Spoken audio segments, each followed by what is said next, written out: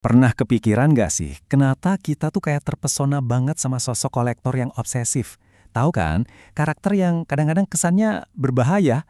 Nah, kali ini kita akan coba telusuri gimana hasrat buat mengoleksi itu bisa bergeser dari yang tadinya dianggap mulia, kok malah jadi tanda-tanda kegilaan?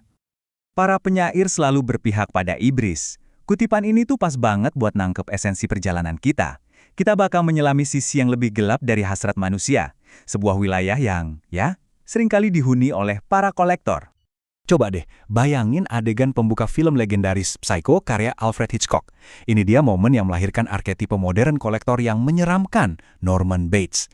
Seorang pemuda yang kelihatannya sih biasa aja, ramah malah, tapi hobinya mengawetkan burung jadi semacam pertanda akan bahaya yang mengintai di baliknya. Nah, dari sinilah muncul pertanyaan utamanya. Kenapa sih hobi yang tampaknya nggak berbahaya ini sering banget dicap sebagai tanda kegilaan? Buat jawab pertanyaan ini, kita mesti mundur dulu jauh ke belakang.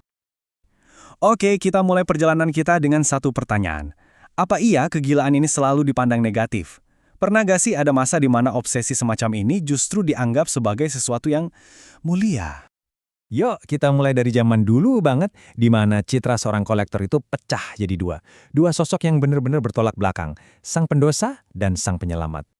Di sini kita bisa lihat dua wajah kolektor yang kontras banget. Di satu sisi, ada pahlawan seperti yang digambarkan di lukisan Franken itu. Dia adalah penjaga peradaban. Tapi di sisi lain, ada penjahat kayak Verres, yang serakahnya bukan main dan malah menghancurkan budaya. Jadi intinya begini, di era ini kegilaan seorang kolektor itu bukan masalah psikologis, sama sekali bukan. Itu adalah sebuah kegagalan moral, sebuah dosa, baik terhadap para dewa maupun terhadap masyarakat. Oke, sekarang mari kita lihat gimana ceritanya bisa berbalik total. Di sini, obsesi itu nggak lagi dipandang sebagai dosa, tapi justru sebaliknya dianggap sebagai tanda kejeniusan dan otentisitas.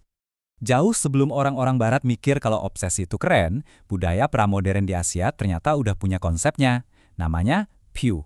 Ini nunjukin bahwa terobsesi sama benda-benda itu bisa jadi sifat yang justru diinginkan loh, sebuah tanda kepribadian yang mendalam. Kutipan dari Charles Lamb ini kayak jembatan gitu ya, antara ide dari timur tadi sama pandangan romantis yang mulai muncul di barat. Tiba-tiba, kegiatan mengoleksi itu bukan lagi soal seberapa kaya seseorang, tapi soal gairah yang nggak bisa dikontrol, dorongan murni dari dalam diri. Nah, di abad ke-19 muncullah gagasan tentang diri kolektor romantis. Maksudnya, koleksi seseorang itu dianggap sebagai jendela langsung ke dalam jiwanya yang unik. Ruangan Oldbach yang berantakan itu bukanlah tanda kegagalan, tapi justru ekspresi otentik dari siapa dia sebenarnya. Dan sekarang, kita sampai di abad ke-20. Disinilah semuanya berubah. Obsesi seorang kolektor bukan lagi soal moralitas, tapi mulai dilihat sebagai sebuah penyakit, sebuah gangguan psikologis. Sigmund Freud datang dan benar-benar merevolusi cara kita memandang kolektor. Menurut dia, ini semua tentang neurosis seksual yang terpendam. Nah, ide inilah yang kemudian mendominasi abad ke-20 dan melahirkan citra kolektor yang kita kenal sekarang. Sosok yang terganggu, terisolasi, dan, menyeramkan. Evolusi kolektor psiko ini kelihatan jelas banget polanya di budaya populer. Ada benang merah yang lurus. Dari karya sastra di akhir abad ke-19, langsung nyambung ke ide-ide psikoanalisis, sampai akhirnya ke film-film horor modern yang kita kenal. Mari kita lompat lagi ke abad ke-21. Di sini, arketipe si psycho mulai digantikan oleh penimbun, dan penjelasan psikologis pun mulai memberi jalan bagi ilmu saraf atau neuroscience. Biasanya, kita kan gampang aja ya bedainnya, kolektor itu teratur, penimbun itu kacau balau. Kolektor ngumpulin harta karun, penimbun numpuk sampah. Tapi, apa benar garis pemisahnya sejelas itu? Coba deh kita pikirin lagi, kolektor-kolektor hebat di zaman dulu kayak Sir Hans Sloane yang koleksinya jadi cikal bakal British Museum itu, di zamannya dia juga dituduh ngumpulin sampah nggak berharga loh. Jadi apa yang dianggap berharga dan apa yang dianggap sampah itu seringkali cuma soal sudut pandang kan?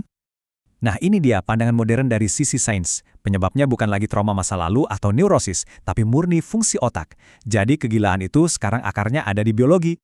Terus, apa artinya semua ini? Implikasinya besar banget. Pertanyaan kenapa seseorang mengoleksi barang, sekarang jawabannya bukan lagi dicari dari kisah hidup mereka. Tapi, cukup dari hasil pemindaian otak. Cerita pribadi mereka jadi kurang penting. Dan sementara sains mencoba menjelaskan dorongan dari dalam diri kita, dunia seni modern justru menawarkan sudut pandang lain yang lebih dingin. Menurut Evan Beard, mengoleksi zaman sekarang itu bukan lagi soal gairah atau cinta, tapi soal keuntungan, soal investasi. Nah, ini yang jadi pertanyaan penutup buat kita semua.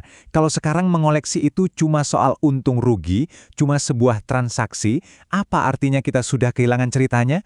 Kehilangan sisi manusianya? Mungkin kegilaan yang dulu dianggap mulia itu sekarang sudah tergantikan oleh perhitungan yang dingin.